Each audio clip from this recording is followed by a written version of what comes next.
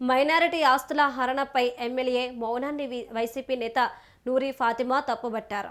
మైనారిటీల ఆస్తులను కూటమి పార్టీ కావాలనే లక్ష్యంగా చేసుకుని హరిస్తోందని ఆమె ఆరోపించారు.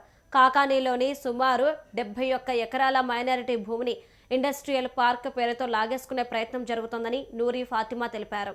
గుంటూరు తూర్పు ఎమ్మెల్యే నజీర్ అహ్మద్కు మైనార్టీల సంబంధించిన పలు పదవులు ఉన్నప్పటికీ వారి ఆస్తుల పరిరక్షణ విషయంలో ఆయన పూర్తిగా మౌనంగా ఉన్నారని మండిపడ్డారు.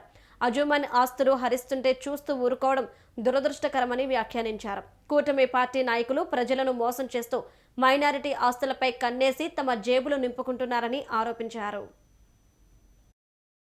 ఇక్కడికి వచ్చి ఈ ప్రాపర్టీస్ తీసుకొని ఏం చేద్దామని ఇండస్ట్రియల్ పార్క్ అంటున్నారు, మీరు ఎన్ఓసి సర్టిఫికేట్ తీసుకున్నారు అంటున్నారు. అసలు ఏంటి దాని ప్లాన్ ఏంటి? ఇప్పుడు నజీర్ అహ్మద్ గారు ఉన్నారండి, ఇప్పుడు దీనికి ప్రెసిడెంట్ ఉన్నప్పుడు ఆయన ఏం చెప్పాలి? సరే దీని గురించి బయటకు వస్తుంది.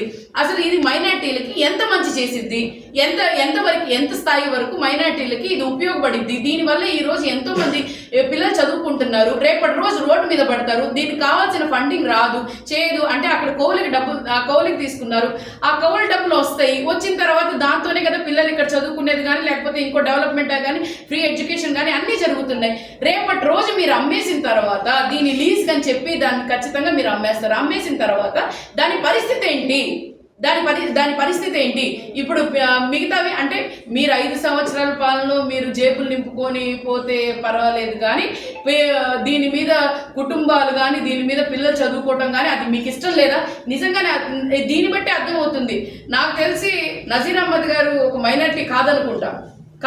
దీన్ని బట్టి అర్థమవుతుంది. ఎందుకనంటే మొన్న వక్ఫ్ బోర్డ్ ఇష్యూ వచ్చినప్పుడు నేనేం చేయలేనండి అని చెప్పి చాతగాని ఎమ్మెల్యే ఈ రోజు మళ్ళీ గుంటూరు తూర్పు నియోజకవర్గంలో ఉండి ఆయన అధ్యక్షతన ఆయన ఒక ప్రెసిడెంట్గా ఉండి ఆయన మొత్తం ఇక్కడ ఎమ్మెల్యేగా ఉండి స్థానికంగా ఇక్కడ మైనారిటీ ఎమ్మెల్యే ఉండి ఆయన ఏమి చేయలేకపోతున్నాడు అని అంటే దీని ఎంత పర్సెంటేజ్ మీకు ఇస్తున్నారు? ఒక మాట చెప్పండి.